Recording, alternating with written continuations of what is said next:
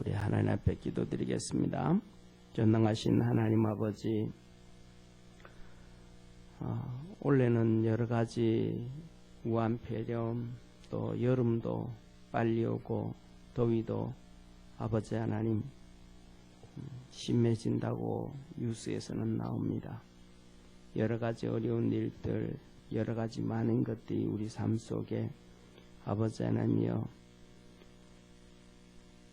민물 밀려오듯이 오는 삶이 있습니다.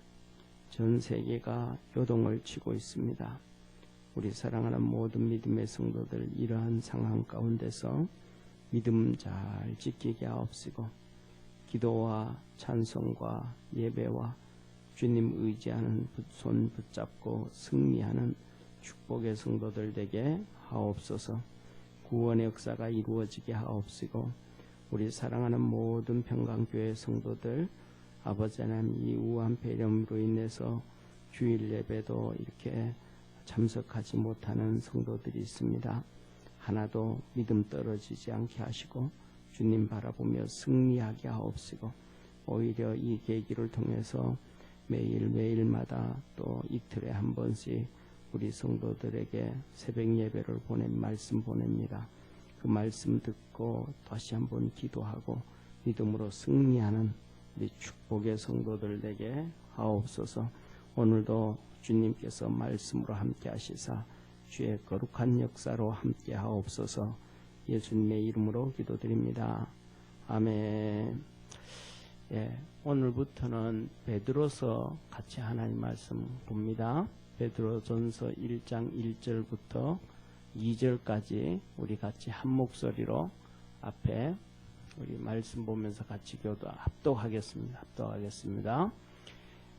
예수 그리스도의 사도 베드로는 본도, 갈라디아, 갑바도기아, 아시아와 비두니아에 흩어진 나그네에게 곧 하나님 아버지의 미리 아심을 따라 성령의 거룩하게 하신 거로 순종함과 예수 그리스도의 피 뿌림을 얻기 위하여 택하심을 입은 자들에게 편지하노니 은혜와 평강이 너희에게 더욱 많을지어다.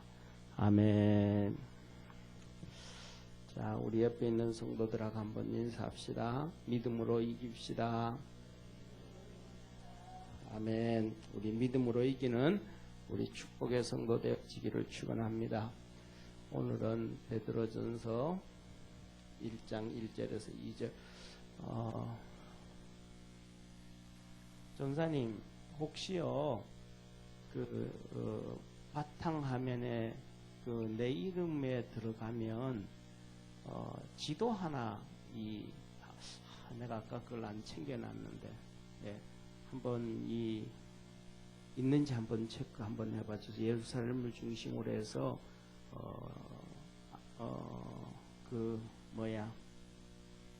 로마하고 그 다음에 오늘 여기에 나와 있는 본문 말씀에 나와 있는 본도, 갈라디아, 갑바도기아, 아시아, 비두니아 하고 전체 이렇게 다 나온 지도가 있는지 한번 체크 한번 해봐 주세요. 자, 오늘 우리 흩어진 나그네.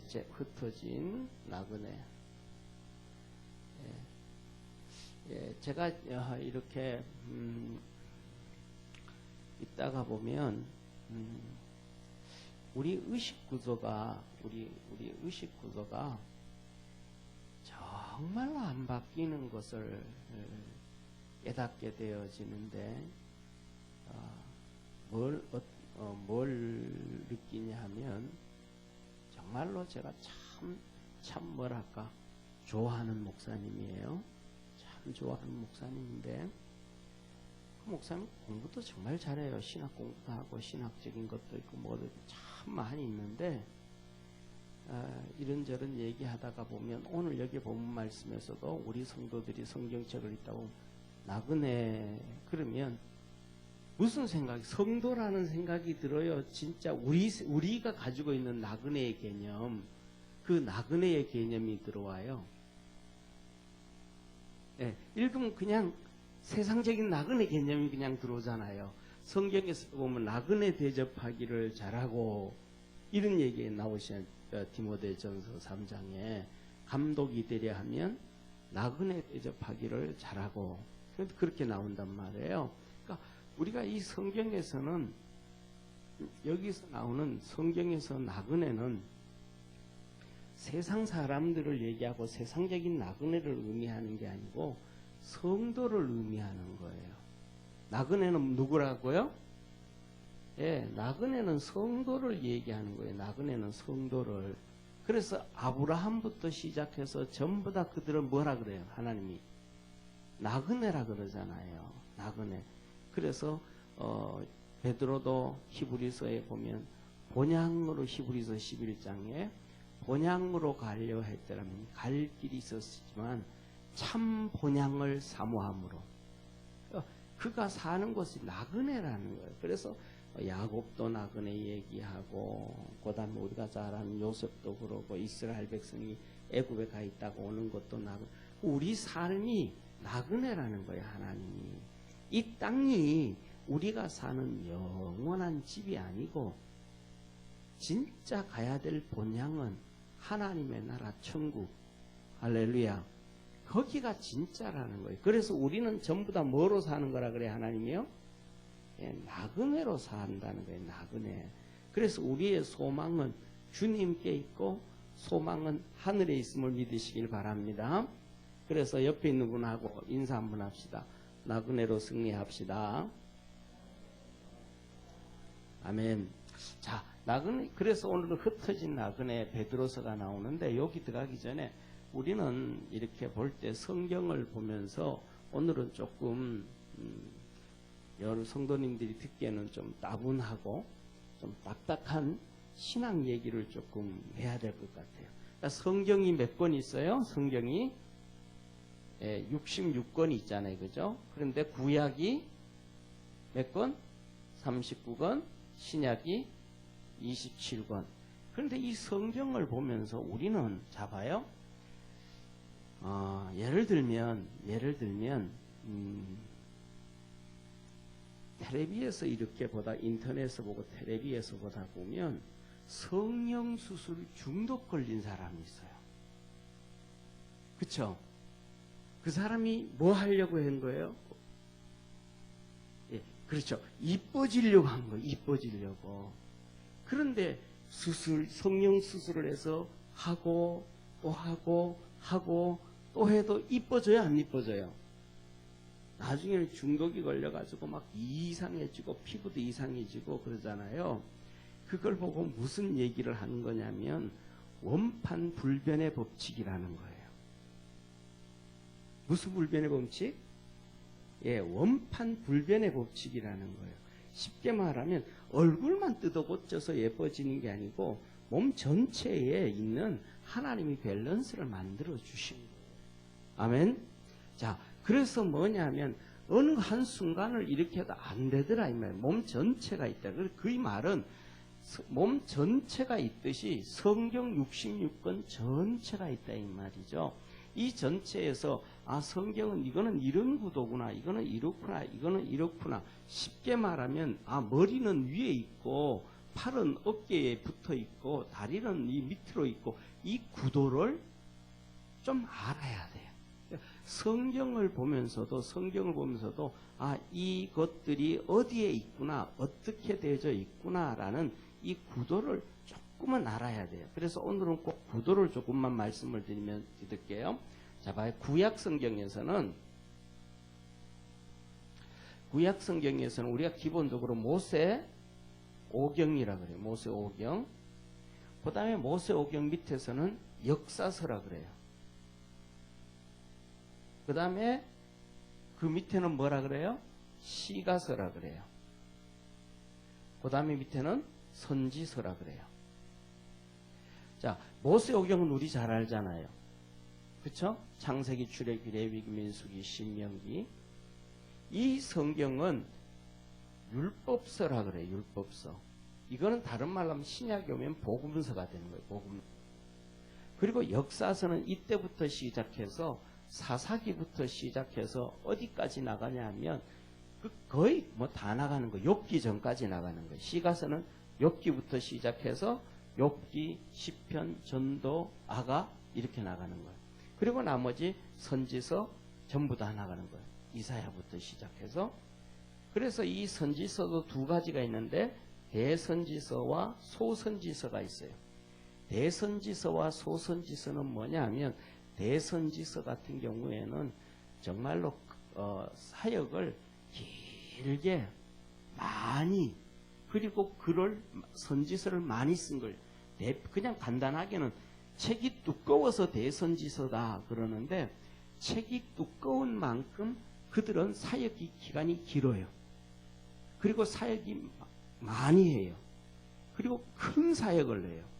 그 예를 들면 대선지서 같은 경우 이사야예요. 이사야 같은 경우에는 엄청나게 길죠. 그 내용이 이사야 53장에 들어가면 메시아까지 나와요. 히스기야 시대부터 엄청나잖아요. 그 다음에 예레미야가 나오는 거예요. 예레미야 사역은 거의 60년 정도의 사역이에요. 그러면서 남유다가 멸망되는 것까지 다 기록을 해요. 그 다음에 다니엘서가 대선지서예요. 다니엘서 같은 경우에는 시대를 넘어가 버리는 거예요. 바벨론 시대, 그 다음에 이 다니엘서의 내용을 보면 뭐가 나와요? 바벨론 시대, 그 다음에 페르시아 시대, 메데파사, 페르시아 시대, 그 다음에 헬라 시대, 그 다음에 로마 시대, 그 다음에 어디까지 나가면 예수님 재림까지 얘기해 주는 게 다니엘서예요. 어마어마한 내용이고 분량이죠. 그래서 이렇게 이사야, 예레미야, 다니엘 이렇게 사역도 길고 내용도 그 범위가 엄청 넓고 이런 것들. 예를 들면 호세아 요나 같은 경우는 아주 짧단 말이에요. 그냥 단편 한 권이란 말이에요. 니느웨 성의 멸망 간단하게 그렇게 되어지는 거예요. 자, 그래서 이 시가서는 한마디로 말하면 시편, 욥기, 시편, 전도, 아가니까 기도하고 찬송이 중심이에요. 이거는 역사서는 말 그대로 역사예요. 한 나라의 역사예요. 이 역사가 몇 년 동안의 역사를 기록해놨냐 하면 거의 1500년의 역사예요. 1500년의 역사. 더 좀 짧게 얘기하면 거의 1000년의 역사. 이 1000년의 역사를 얘기하는 거예요. 이 1000년의 역사 가운데서는 이스라엘 역사를 얘기하니까 거기에 다 나와 있잖아요. 정치 얘기가 나와 있고 문화 얘기, 사회가 문화적으로 어떻게 되어졌을 때 또 정치적으로 어떻게 되어졌을 때 하나님이 심판을 하시고 하나님이 복을 주셨고 그들의 삶이 어떻게 되어져갈 때 이렇게 되어질 때 어떻게 저렇게 되어졌을 때 어떻게 하나님이 복을 주셨는가 심판하셨는가. 그래서 우리가 살아가는 이것을 통해 가지고 우리의 삶도 여기에 맞춰서 그렇게 하나님이 원하는 정치 방향, 하나님이 원하는 그 다음에 문화 방향, 하나님이 원하는 그런 쪽으로 갈 때 하나님은 우리에게 복을 주시고 은혜를 베풀어 주셔요. 그런데 중요한 것은 뭐냐 하면 복음을 가지고 있다고 해가지고 좋은 문화를 가지고 하나님 원하는 문화를 가지고 복음을 가지고 있다고 해가지고 하나님 원하는 정치의 성향을 가지지는 않아요. 그거하고는 전혀 상관없어요. 다시 말하면 사람들이 삶이 말씀과 생활이 일치가 될 때는 되는데 말씀과 삶이 일치가 안 될 때는 말씀은 말씀대로 삶은 삶대로 그 대표적인 것이 누구냐 하면 미국 사회 같은 경우에는 흑인들이에요. 그들은 되게 복음적이거든요. 그리고 막 열정적으로 막 찬양하고 열정적으로 은혜 충만하거든요. 그런데 그들은 생각과 사회와 정치 문화가 하나님이 원하는 대로 안 가요. 정반대의 길을 가요. 정반대의 길을. 그러니까 그렇게 복음적으로 가면서도 경찰이 아니고 흑인이 흑인을 쏴주는 게 제일 많아요. 흑인이 흑인을 제일 많이 쏴. 막 맨날 총 쏴 죽이고 막 그냥 그들의 삶을 막 망가뜨려 버려요. 그러니까 하나님을 믿으면 그들이 문화가 전체적으로 하나님 쪽으로 가야 되잖아요. 근데 그렇게 안 해요. 그러니까 정반. 그러니까 여전히 하나님의 은혜 안으로 들어가지를 못해요. 그리고 신약에 보면 모세 오경처럼 우리가 아는 것처럼 사복음서가 있어요. 그래서 이 사복음서 예수 그리스도께서 이 땅에 오시면서 율법을 완성한 거예요. 아멘. 이 복음을 율법을 완성. 그리고 그 다음에 역사서를 얘기. 역사서는 사도행전을 역사서라 그래요. 그 다음에 두 번째는 서신서예요. 서신서. 서신서는 전부 다 있죠. 그 다음에 마지막으로 계시록, 예언서. 이렇게 구분을 이렇게 전체를 이렇게 하는데, 자 오늘은 여기 보면 이 서신서에서도 이 서신서도 두 종류로 나눠요. 두 종류가 뭐냐면 첫 번째로는 바울 서신과 그 다음에 공동 서신으로 나눠요. 무슨 서신요? 바울 서신과 공동 서신이에요. 그러니까 서신은 전부 다 13권, 각 13권이 바울이 기록하고 나머지 몇 권만 여러 명이 쓴 거예요. 그런데 특징이 있어요. 우리가 쉽게 말해 여기서 말한 거는 좀 잊어버려도 돼요. 여기서는 잊어버려도 되는데 왜? 우리가 신약을 많이 읽잖아요. 그리고 성경을 딱 구분할 줄 알아야 되니까 이 바울 서신과 공동 서신을 잘 알아야 돼요. 예를 들면 바울 서신 나머지 말고 공동 서신은 야고보서, 그 다음에 오늘 읽는 베드로 전후서, 그 다음에 요한 1, 2, 3서. 어떤 사람은 이 공동 서신에 히브리서도 넣는데 저는 안 넣어요. 왜? 히브리 서신은 제가 보기에는 바울 서신으로 표현할 수밖에 없다. 그래서 일단 그렇게 넣어요. 그런데 제가 이걸 왜 얘기하냐면, 자 보세요. 바울 서신의 특징은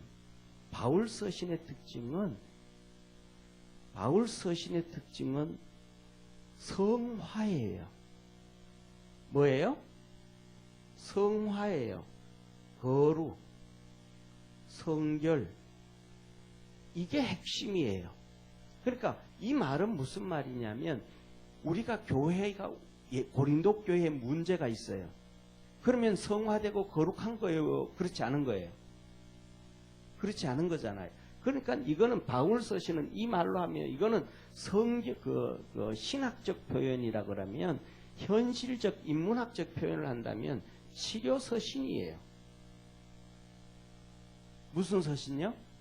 치료하는 거. 이 문제가 있을까? 이 문제는 그거는 죄니까 그건 하지 마.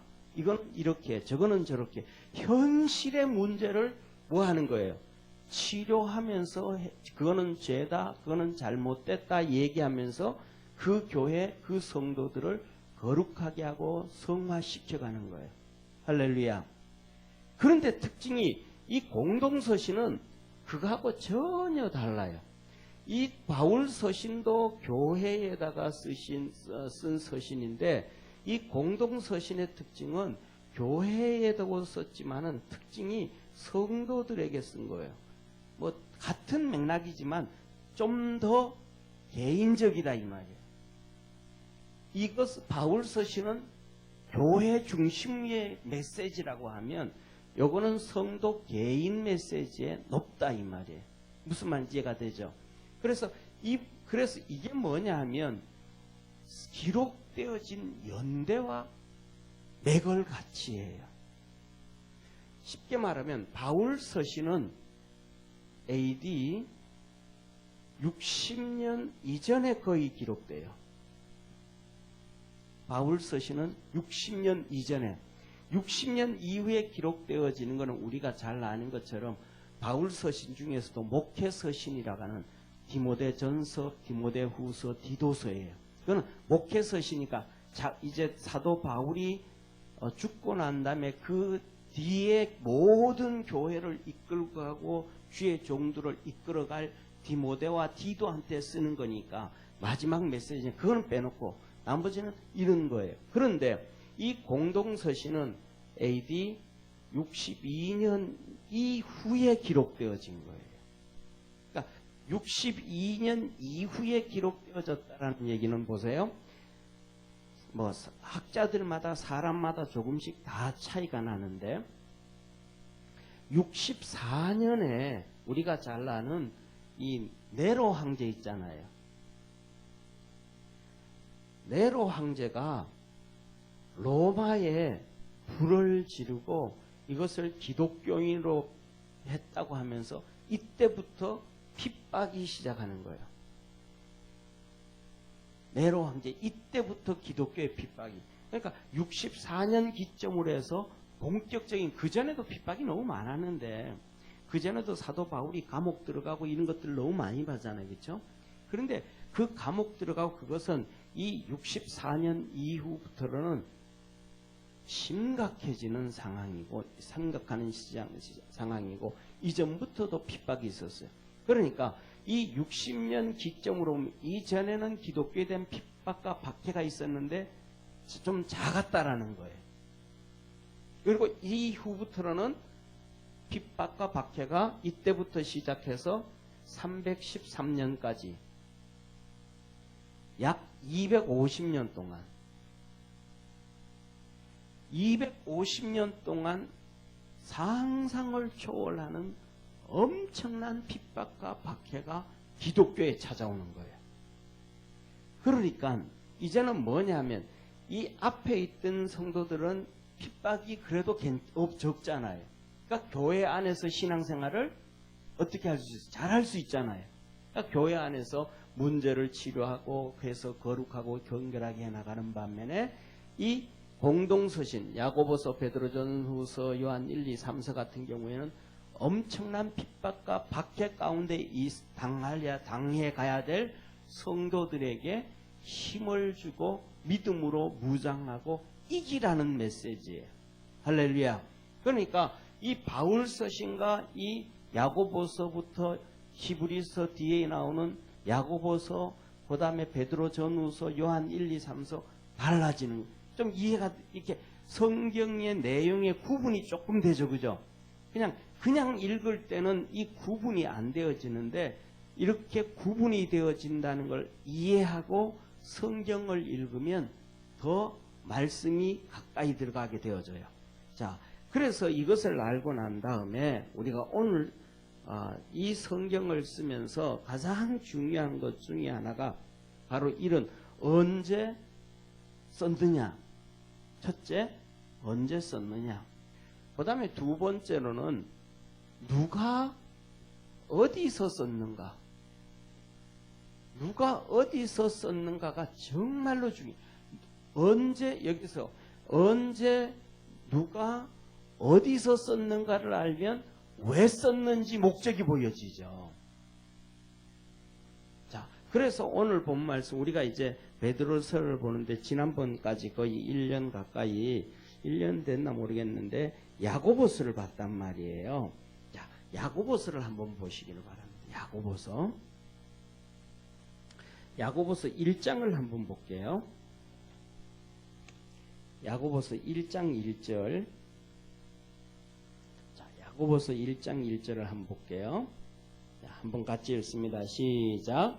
하나님과 주 예수 그리스도의 종 야고보는 흩어져 있는 12지파에게 문안하노라.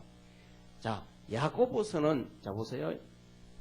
지금 제가 이 본 말씀에서, 자, 봐요. 여기를 다시 한번 보세요.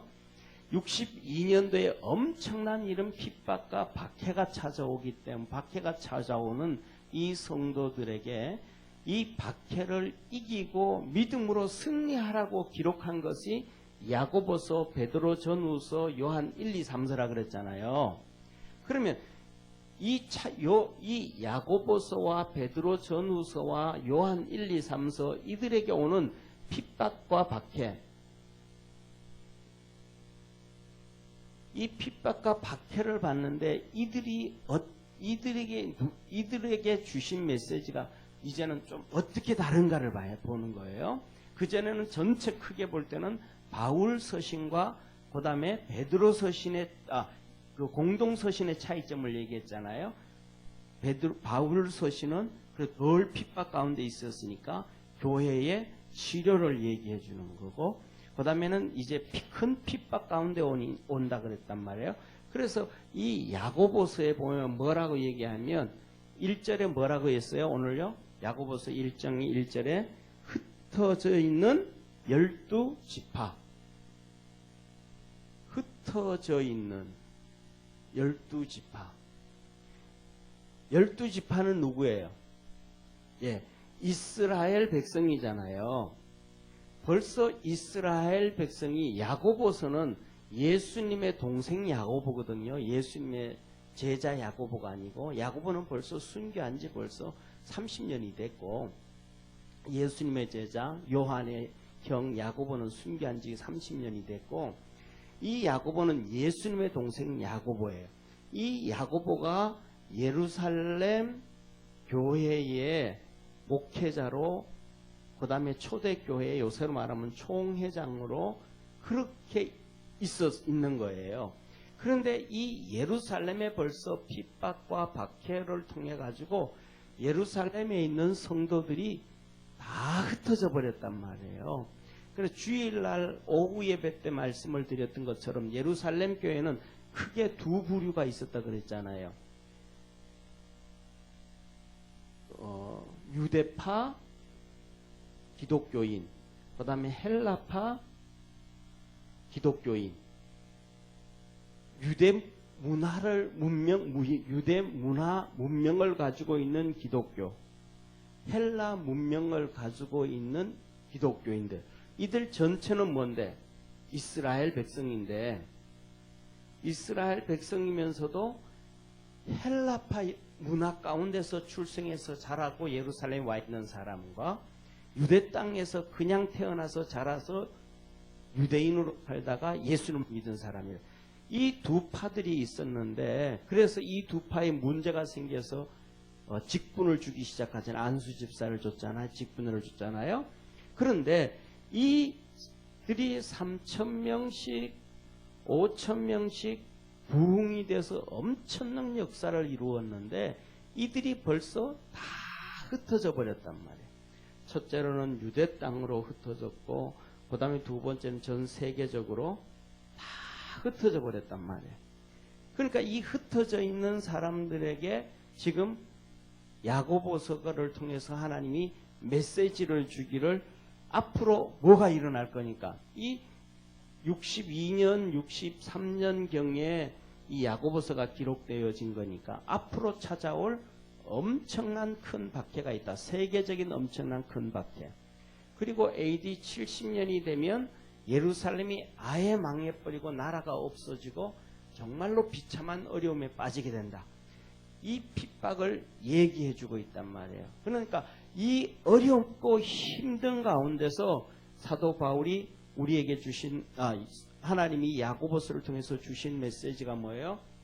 첫째, 너 믿음을 보여라. 할렐루야. 타협하지 말고, 그 핍박과 박해가 올 때에 타협하면 너 구원받을 수가 없다.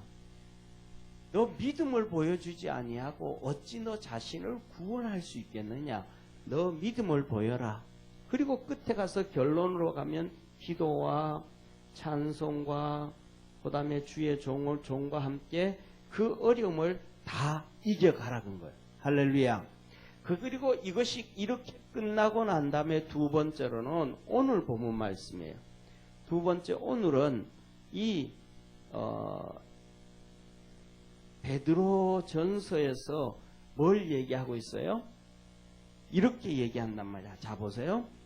베드로 전서 1장, 오늘 읽었던 1장 1절에서 베드로는 본도, 갈라디아, 갑바도기아, 아시와 비두니아에 흩어진 나그네.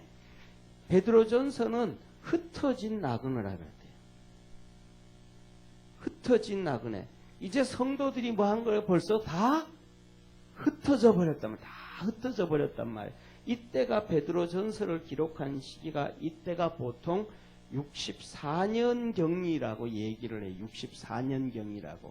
네? 그리고 이것은 뭐냐면 베드로가 로마에 들어간 지가 63년경이라고 추정을 해요.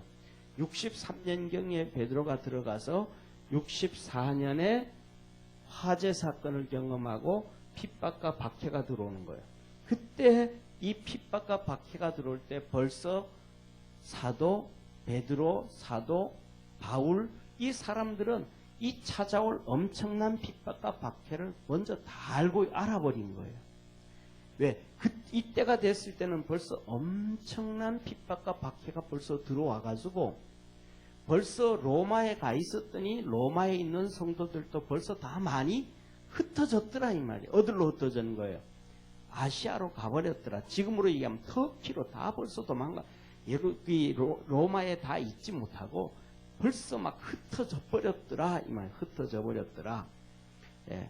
그래서 앞을 내다보면서 이들에게 주면서 이 베드로서의 특징은 뭐냐 하면 한번 따라 봅시다. 산소망. 예. 산소망을 가지고 살아라. 그러니까 그냥 소망도 아니고 무슨 소망? 산소망. 이 베드로서에 나오는 것이 유입한 산소망이에요. 산소망. 그래서 우리가 잘 아는 것처럼 이 신약 성경에 자 여기 한번 보세요. 신약 성경에 여기서 보면 서신서를 기록해요. 사복음서도 그렇고 서신서를 기록하는데 이 성경 27권을 기록한 사람들이 신약 성경을 기록한 사람들의 누가 핵심이냐면 바울, 그 다음에 요한, 그 다음에 베드로. 이 사람들이 신약 성경 27권에 바울과 요한과 베드로가 27권에 거의 다 핵심이에요. 전부 다. 자, 사도 바울을 얘기하면 첫째 복음서에서 보면 누가복음이 있어요.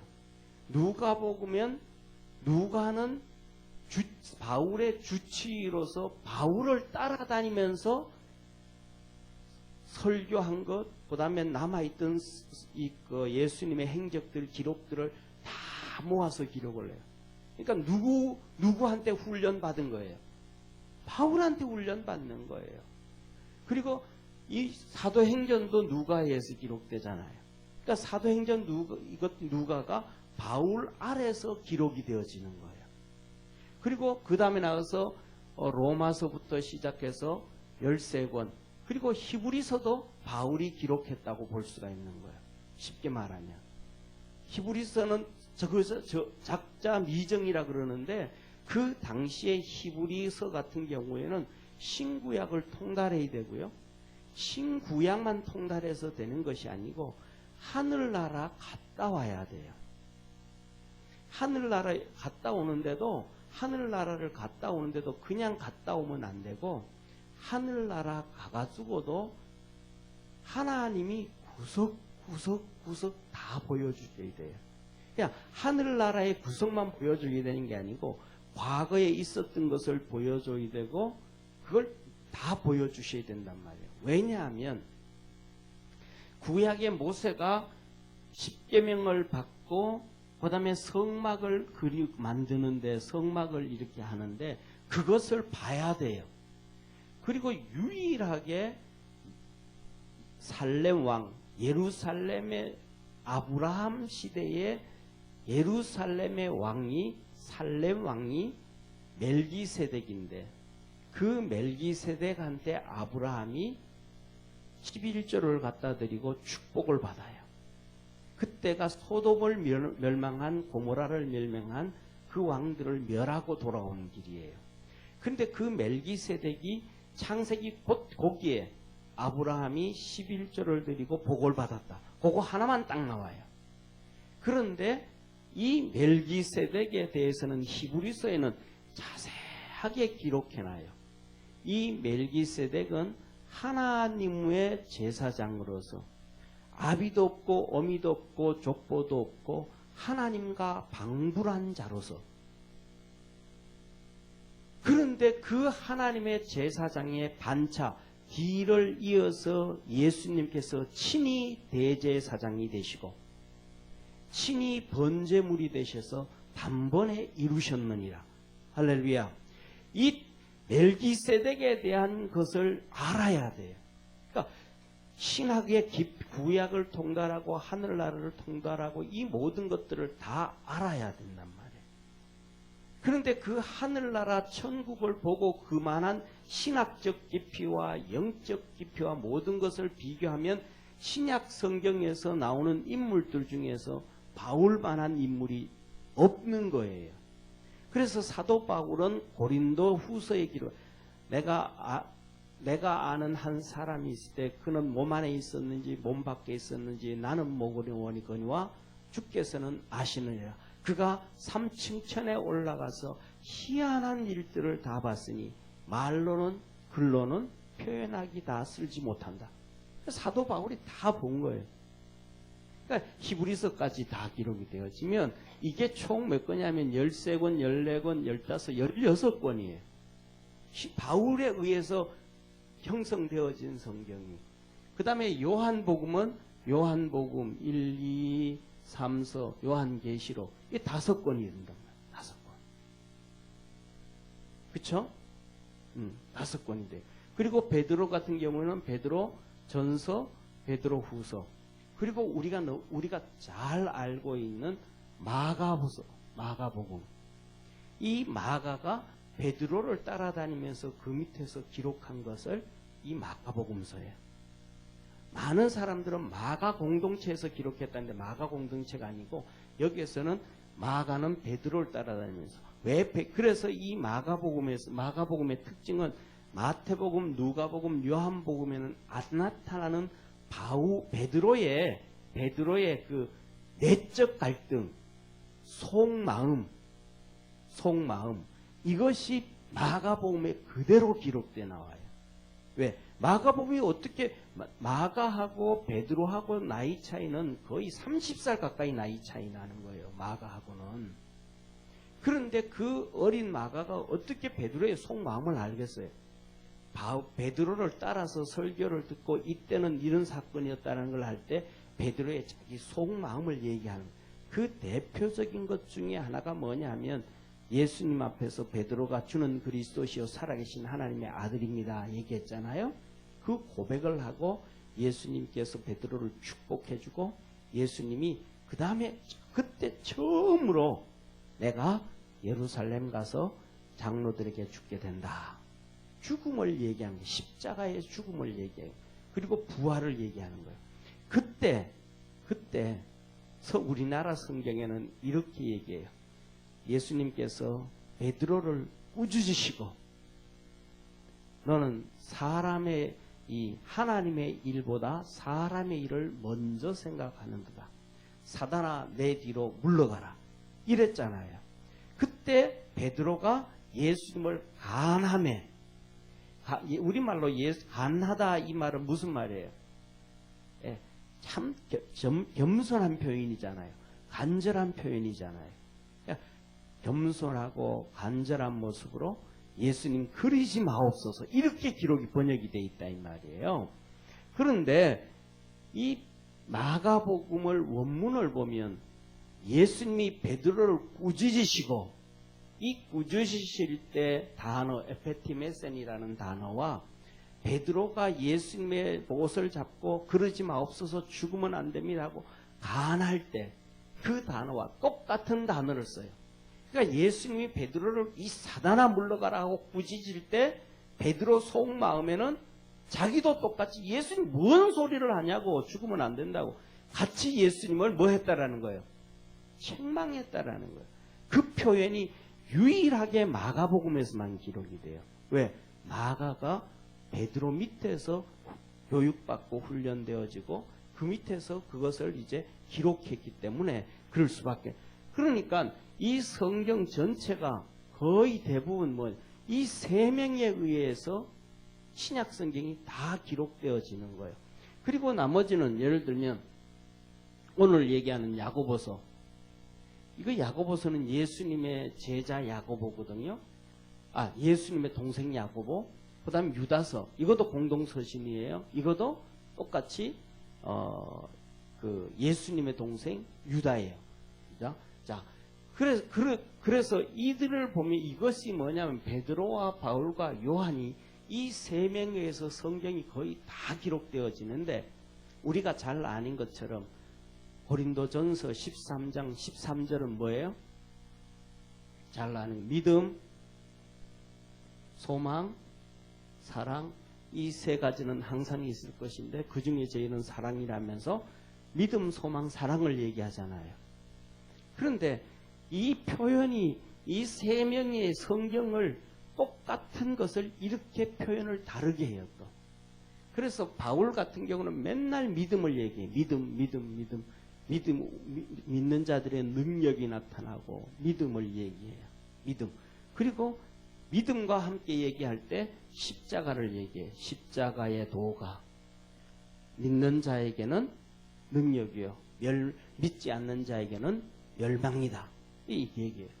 그 다음에 두 번째는 이 사도 요한은 사랑이에요.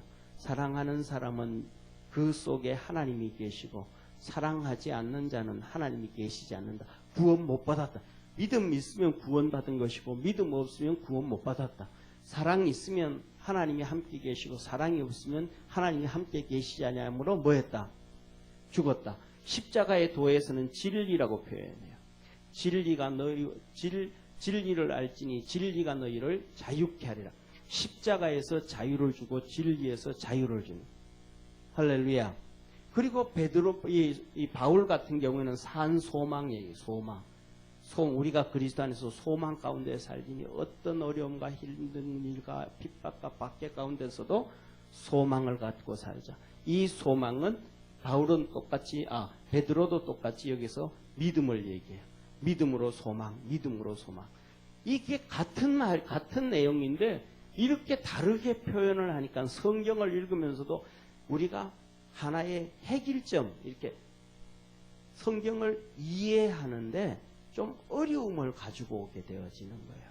자, 그래서 여기서 이렇게 이 세 명이 핵심이 되어져 이렇게 가는데, 자, 오늘 여기 본문 말씀에 보면 이렇게 말씀하셔요. 첫째, 오늘 이걸 기점으로 이렇게 성경 본다 그러면 벌써 머리 아웃라인 다 들어왔잖아요, 그죠? 예, 다 들어왔잖아요. 자, 그런데 오늘 여기서 사도 1장에 1절에 보면 저자에 대해서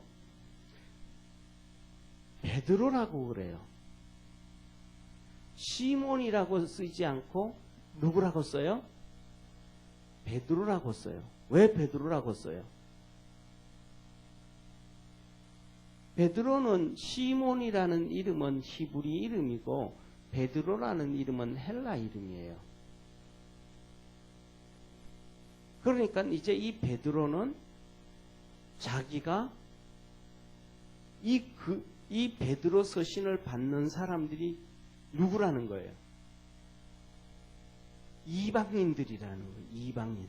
그래서 흩어져 있는 나그네, 흩어져 있는 기독교인들에게 편지를 쓰는 거예요. 자, 그런데 편지를 쓰는데 제가 여기 한번 그림을 한번 그려볼게요.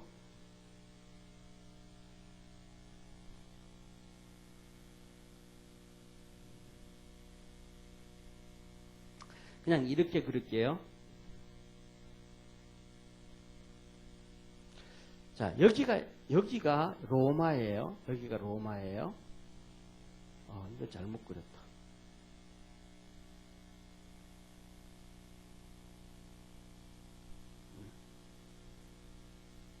대충 이렇게 아시면 돼요. 자, 여기가 로마고요. 여기가 그리스고요. 여기가 마게도니아고요. 그 다음 여기가 흑해예요. 그리고 우리가 잘 아는 것처럼 터키의 여기가 터키 그 이스탄불이에요. 자, 그러면 여기가 이제 우리가 잘 아는 것처럼 성경에 보면 이렇게 기록이 되는데 여기가 본도, 그 다음에 이쪽이가 비두니아, 그 다음에 여기 아시아, 그 다음에 갑바도기아. 이런 식으로 이렇게 여기 있는 거예요. 여기에 사도 바울이 63년에 가서 64년경에 이 성경을 기록하게 되는데 여기에 있는 사도 베드로는 여기 있는 거예요. 로마에 있는 거예요. 사도 베드로는 로마에 있는데 여기에 흩어져 있는 성도들에게 편지를 써요. 여기에 유럽에 있는 그리스에 있고 마게도냐에 있고 뭐 여기 에나보일리에 있고 뭐 여기 구브로에 있고 여기 있는 성도들에게 안 쓰고 여기 있는 성도들에게 쓰는 거예요. 그러면 여기에 있는 성도들에게 쓴다라는 얘기는 로마에서 핍박과 박해로 인해서 벌써 이렇게 도망가서 흩어졌다 성도들이. 이해가 되시죠? 벌써 로마에 있던 성도들이 다 이렇게 뿔뿔이 흩어져 버렸다. 뭐 때문에? 예, 핍박과 박해 때문에 흩어졌다 이 말이에요. 그 대표적 중에 여기에 나오는 이 갑바도기아라는 것이 있는데 여기 대해서 제가 사진을 좀 몇 개 가져왔어요. 한번 보세요. 전사님 한번 넘겨주세요. 여기가 갑바도기아 게레메라는 골짜기, 게레메. 이게 삐쭉삐쭉하죠, 그죠? 돌멩이들이 삐쭉삐쭉하죠. 이게 옛날에 우리 지금 나 또래 있는 사람들은 이 만화 보고 컸어요. 이게 뭐냐 하면 스머프 영화, 스머프 만화. 여기에서 창작되어져서 스머프 영화 만화가 만들어진 거예요. 여기가 갑바도기아 게레메라는 골짜기예요. 그 다음에 한번 보세요. 좀 클로즈업 하면. 자, 여기 바위 위에 구멍 뻑뻑 뚫렸죠. 비둘기집처럼. 이 성도들이 여기까지, 로마에서 여기까지 쫓겨와가지고, 나중에 더 만하게 맞히지만은, 이렇게 저 구멍을 파고, 돌이, 그냥 우리가 보면 되게 단단한 돌 같잖아요. 그런데 이렇게, 뭐, 쇠로 이렇게 푹푹 찌르고 이렇게 하면 그냥 땅이 파이는 돌이에요. 그냥. 파이는 그러니까 돌이 완전히 안 파이는 게 아니고 뭐 쉽게 말하면 좀 단단한 막대기 가지고도 팍팍팍팍 찌르고 이렇게 걷어내면 파이는 거예요. 그래서 저 굴을 만들어서 저기서 사는 거예요. 아까 봤던 것처럼 거기는 뭐 논도 밭도 별로 할 게 없어요. 그 척박한 땅에 왜? 척박하니까 사람이 안 오니까 기독교인들만 들어가는 거예요. 자, 그 다음 페이지요. 저렇게 들어가면 여기가 이제 그때 있던 교회예요. 2000년 전의 교회. 그렇게 굴 속에 파고 들어가서 저렇게 파내가지고 저렇게 그림을 그리는 거예요. 로마 군인들이 말 타고 기독교인들을 죽이러 오는. 저 그림이 2000년 전에 성도들이 그린 그림이에요. 그 다음 페이지요. 저 보세요. 이렇게 말 타고 오고 사람들이 막 잡고 막 그러는 거예요. 그 다음 페이지요. 이게 거기 있던 예배당이 예배당. 이런 그림들을 예배당 안에만 그려요. 그래서 이 예배당이 큰 게 아니고 그냥 요만해요. 요만해. 그러니까 크게 모이는 게 아니고 몇 명 모여서 이렇게 여러 명 예배 드리는. 그래서 자기들이 저게 그림을 그릴 때 예를 들면 뭐 베드로도 그리고 바울도 그리고 자기 그때 있었기 때문에 봤기 때문에 그 사람들의 그림들을 저기다 저 뒤에 둥그렇게 그림 사람 얼굴 그려놓잖아, 그죠? 예, 그렇게 막 다 그려놔요. 자, 그 다음에요. 이거 아까 좀 전에 봤던 걸 각도만 좀 바뀌었고요. 그래서 오른쪽에 보면 중간쯤 보면 예수님도 있죠, 그죠? 그때 이 사람들이 기둥같이 저렇게 그냥 집처럼도 이렇게 뭐 그렇게 모양 내서 파는 거예요. 자, 그 다음에요. 예, 저 뒤에 보면 예수님 상이 있죠, 그죠? 오른쪽에. 이게 거의 뭐 2000년 전에 있던 그 다음 페이지요. 자, 이거는 어디냐면 이거는 또 다른 데예요. 여기는 갑바도기아 그 데리부유라는 곳이에요. 여기는 지금까지는 산으로 그 광야 같은 산으로 가서 산에 굴을 파서 생활했다 그러면 여기에서는 지하로 내려가는 거예요. 지하로 내려가는 거예요. 근데 저 굴 지하로 내려가기 큰 것 같잖아요. 사진이 그래서 그래요. 저 굴이 진짜 높이가 요만해요. 높이가. 저 계단 있잖아요. 굴 높이가 요만해요. 그래서 저도 고개를 이렇게 숙이고 가는, 이게 숙이는 게 익숙하지가 않잖아요. 하다가 또 하면 그냥 턱 박히는 거예요, 그냥. 턱 박히는. 그리고 오른쪽에 그 오른쪽에 보면 예수님의 꼭 그 예수님의 무덤에 넣었던 돌 모양 있잖아요. 저렇게 구멍 파가지고 똑같이 로마 군병이 쫓아오면 저 돌을 밀어가지고 막아버리는 거예요. 그리고 제 오른쪽 밑으로는 거기가 우물이에요, 우물. 그리고 그 다음 페이지요. 이게 뭐냐 하면, 자, 오른쪽에 있는, 왼쪽에 있는 사진이 그게 그 지하에 내려가면 모이는 예배당, 이게 이렇게 예배당이에요. 예배당. 예. 이렇게 파가지고 파는데, 그 다음 페이지 이거예요. 이거 한번 보세요. 제일 위에는 집들이 있는데 그 밑으로 이제 파고 내려간 거예요. 그래서 1층, 2층, 3층, 4층 이렇게 땅 속에 아파트처럼 저렇게 파져 있는 거예요. 그래서 저 깊이가 몇 미터까지 지하로 내려가 있냐면, 터키에서 영국 발굴을 했는데 거의 지하 땅속 120m까지 밑으로 저렇게 집을 층층이 짓듯이, 아파트 짓듯이 저렇게 파서 내려가요.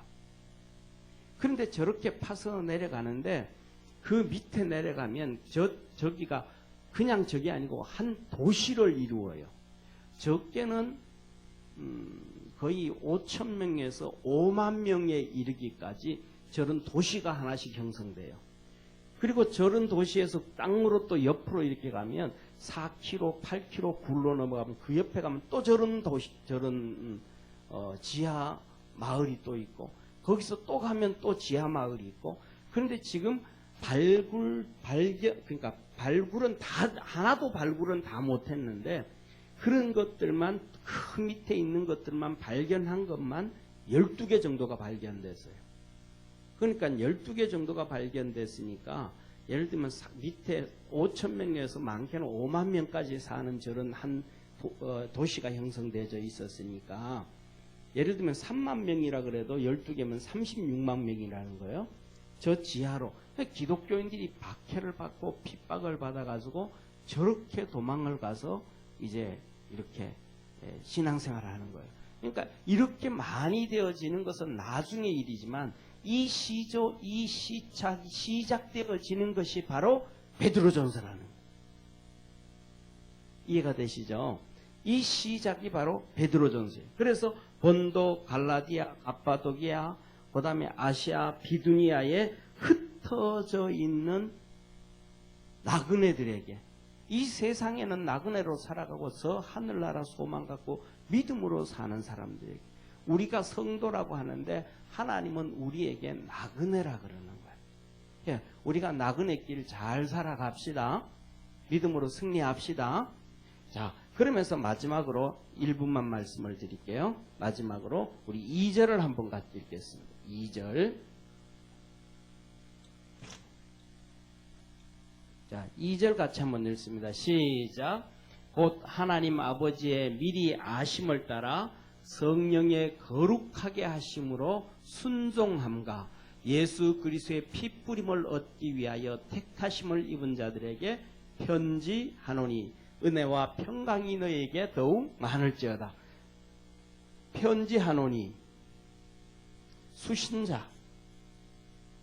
이 베드로전서의 수신자가 누구냐? 수신자가 누구냐?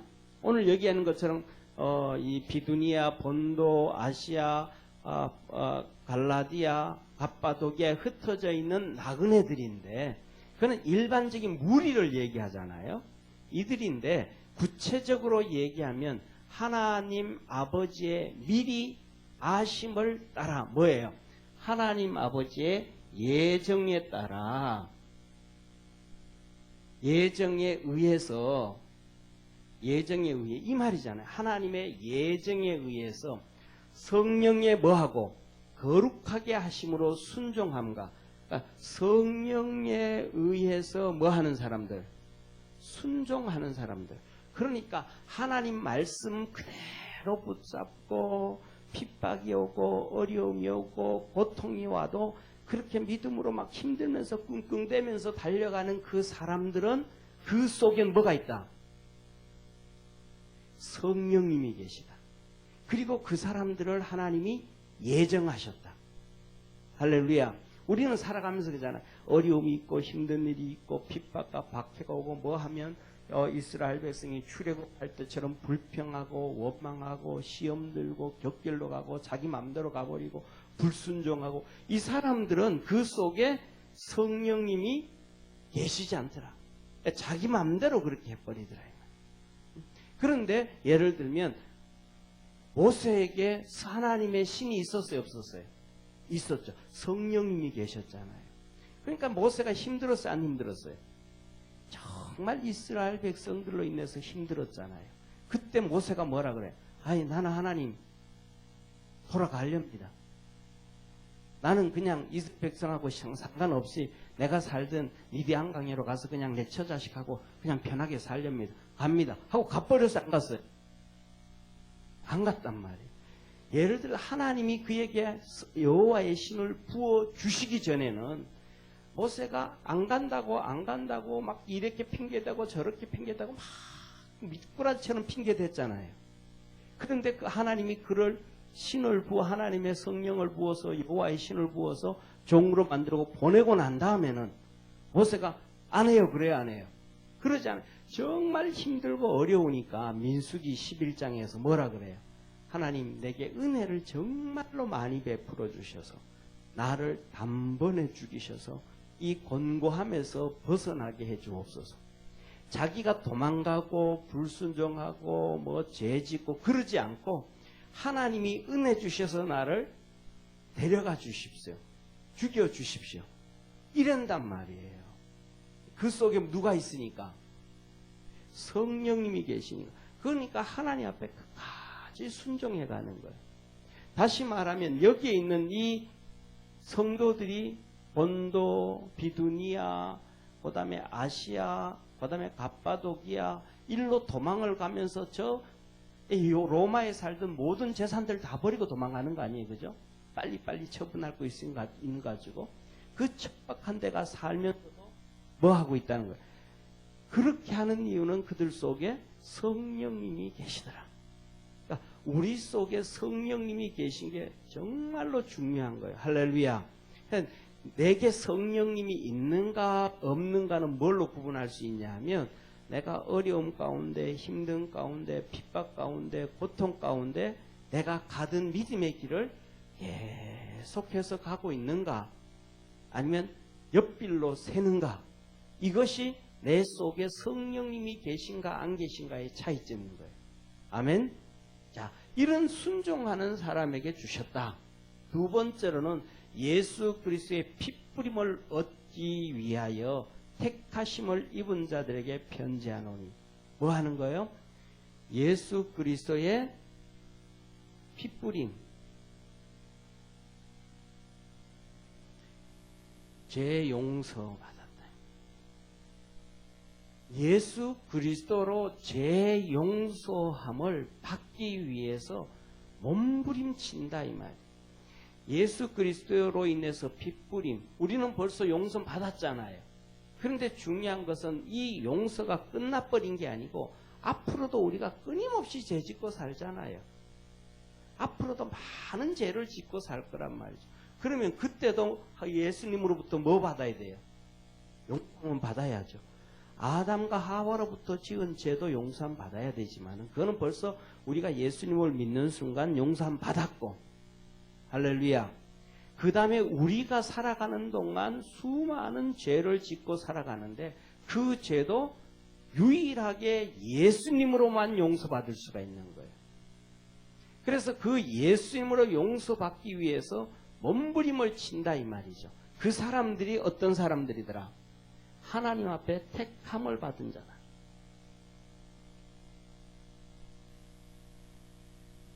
하나님 앞에 택함을 받은 자다. 그러니까 우리가 믿음 생활하면서 두 가지의 삶을 살아가야 되는 거예요. 그래서 뭐냐면 하나님 앞에 성령 안에서 살아가야 되고 예수 그리스도의 피뿌림으로 죄 용서함을 받기 위해서 몸부림을 쳐가야 돼요. 그래서 우리 성도들이 우리가 살아가는 시대에는 정말 행복한 시대예요. 여기처럼 이렇게 이만한 핍박과 박해가 없단 말이에요. 사실은 이만한 핍박과 박해는 중국 땅에 있었고 지금도 북한 땅에 그대로 있는 거예요. 북한 땅에. 정말로 비참하게 있는 거예요. 북한 땅에. 쉽게 말하면 공산주의 땅에서는 기독교가 있을 수가 없는 거예요.